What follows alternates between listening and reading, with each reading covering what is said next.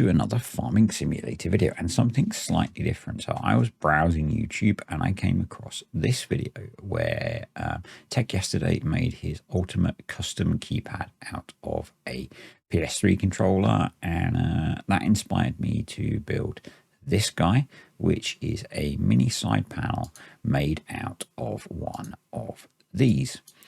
Why didn't I just buy a Logitech side panel? Well, I tend to play on a laptop in a reclining armchair, and you can't attach a Logitech side panel to an armchair. So what I've ended up with actually works quite well for that. So I took the PS3 controller, I broke it apart and ripped out this guy, which is the board, which is the controller with the two thumbsticks. And I then found a wiring diagram for it on the internet. That was kind of helped by that video that I linked to you earlier, which is linked below. The board that I've got is actually slightly different, but everything's relatively well labeled.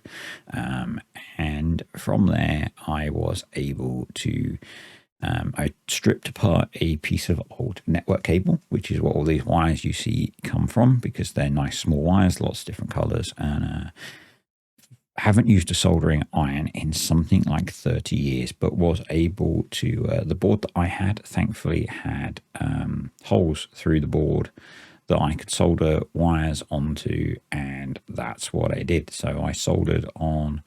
It's kind of tricky because it's all kind of small and I haven't soldered in a long time, but managed to get wires on to most of the contacts on there.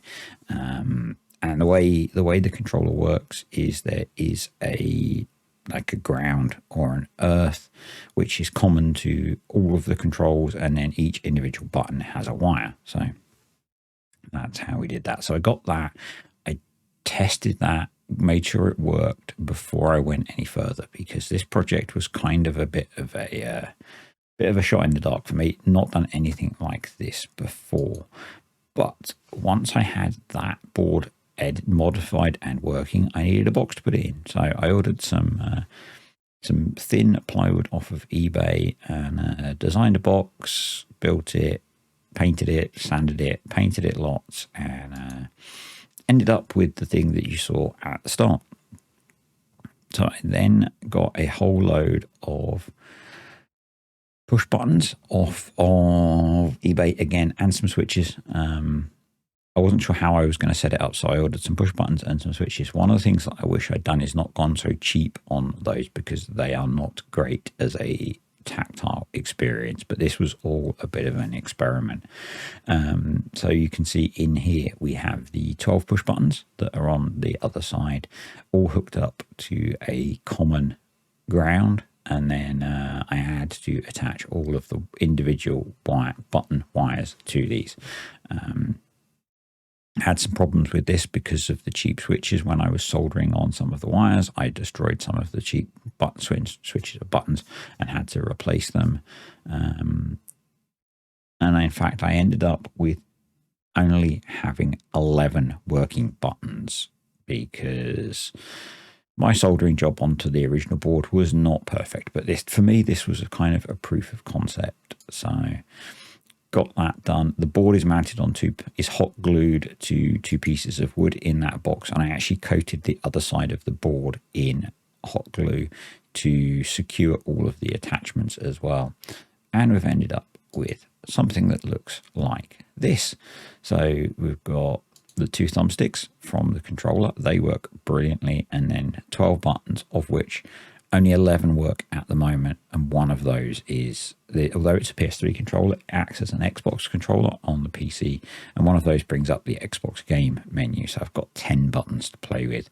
But as I said, this is really a proof of concept for me. So let's go and see how it behaves in game. Okay, so the setup is slightly janky. I don't have a camera for doing this kind of thing normally, but you can see we've got the mini side panel button box, whatever you want to call it here. So I'm going to show you on the side there is a switch. That does the same function as this button, which I use for things like zoom and extra arm function. So if I just click it on, you'll see that I can zoom in and out. And I can do the same here by holding down that button. Otherwise, this stick does camera rotation, and it's one of the things that I wanted it for. It's really quite cool for that. Get those nice smooth camera angles. So yeah, that's kind of cool. I haven't actually used this much yet, but you know, it all works.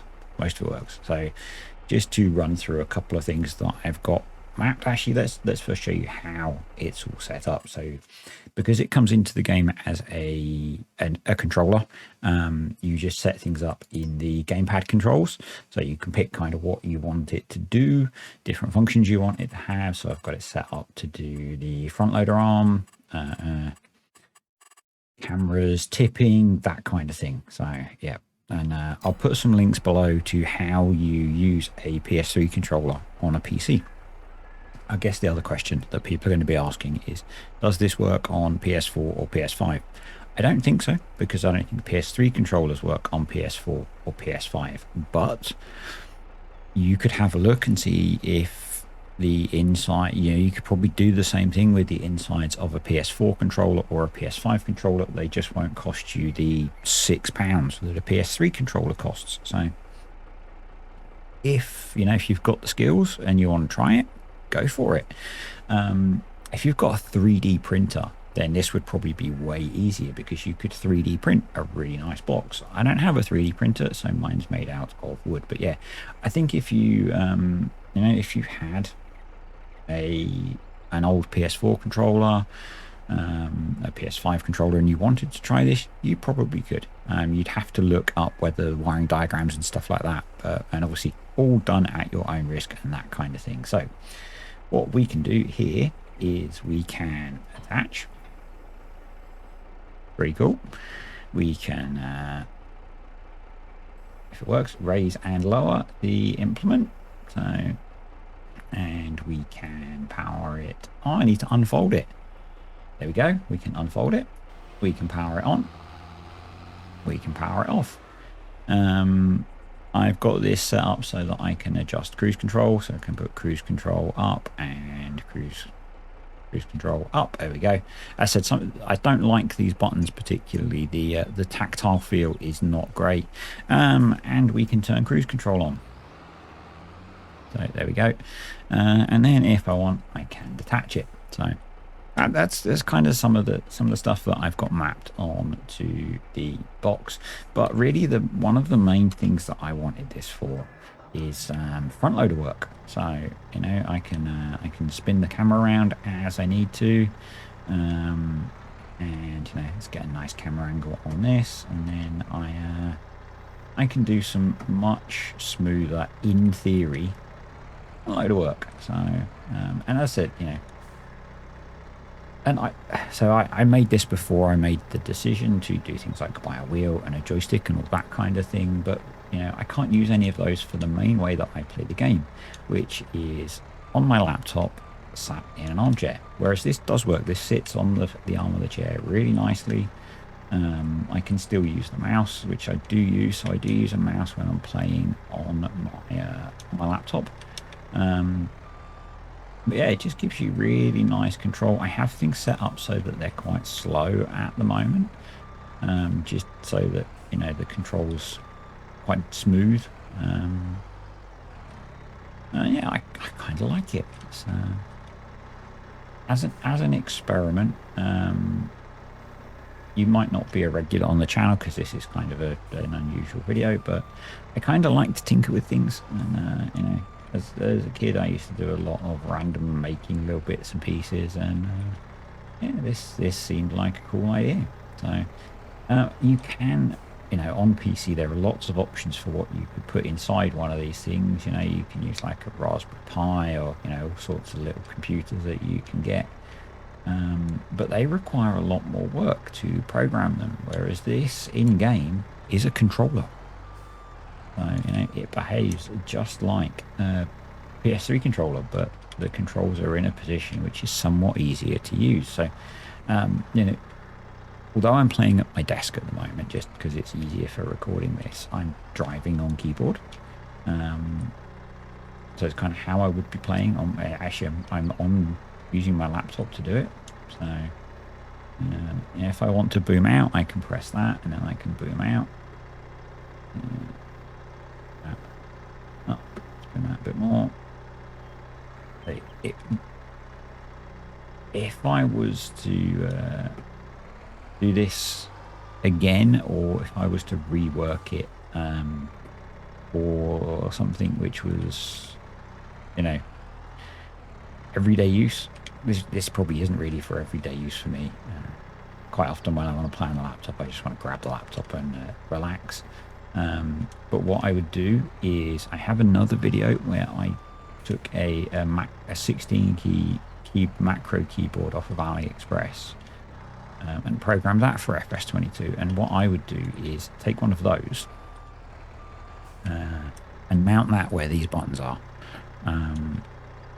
Instead of the buttons, I would use the thumbsticks, because the thumbsticks are brilliant. They are the actual thumbsticks from the controller, so they're still mounted on the board, as you saw.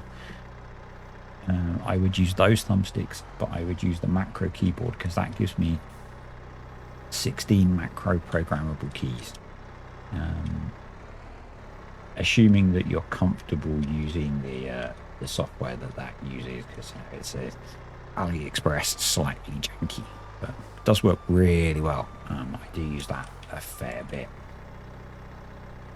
Yeah, so that would be what I would do. I think I may even try that. I don't really fancy building another box. To be honest, the biggest job was building the box and getting it looking kind of nice, and then actually spending the time to finish it off. But actually building the box was a pretty the big job. So if you've got a 3D printer, or someone with a 3D printer, and can design yourself a nice little box for it, that would probably be a lot quicker as well, probably look a lot nicer. But it's, as a proof of concept, I'm pretty happy with this, and there's no reason you couldn't use this in other games that have controller support as well.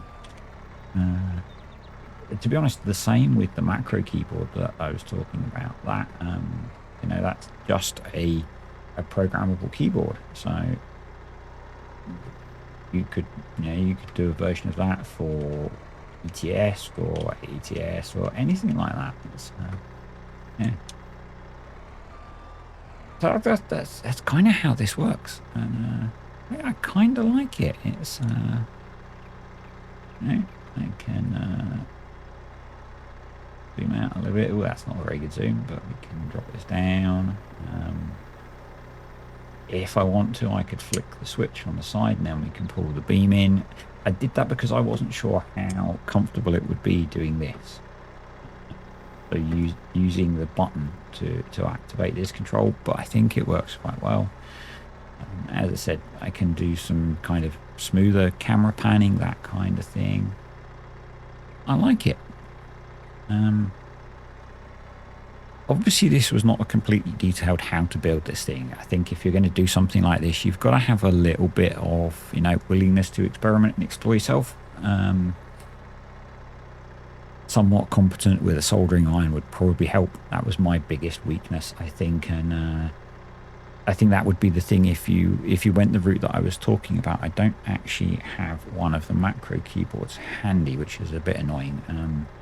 I'll stick a picture up of it while I'm editing if I remember. But if you could drop one of those in here instead of the buttons, then you wouldn't need to do all the soldering, because you just use the thumbsticks as is. You'd have two cables coming out, or you'd need to put a USB hub in or something like that inside the box. But I think that would be the better option, because then you'd get really nice buttons. The buttons on that keyboard have quite a nice, they work quite nicely. You'd have more of them. Yeah, I think that's probably what I would think about doing as a next iteration of this. As I said, if you're on PS4 or PS5, I think PS5 these days you can't use the Logitech side panel, but you could maybe get yourself a PS5 controller and do the research first, look up the wiring diagrams and that kind of thing. I don't have a PS5, so I can't do that. But yeah, that would be obviously an interesting one. You would have to go this approach using the buttons. I think I've said already a few times, if I was to do that, I would buy nicer buttons. These were like the cheapest push buttons you can get on eBay and Amazon and AliExpress. They're not great. So yeah, I would get some nicer buttons for it. Probably you might want to have a mixture of switches and buttons, or you know, you can get rotary switches, so you maybe have one of those that does your cruise control up, down, all sorts of things you could do. Anyway, if you've found this interesting and kind of it's inspired you, click the like button. If you've got any comments or questions or whatever, stick them below. If you like this stuff, think about subscribing to the channel, and I will see you next time.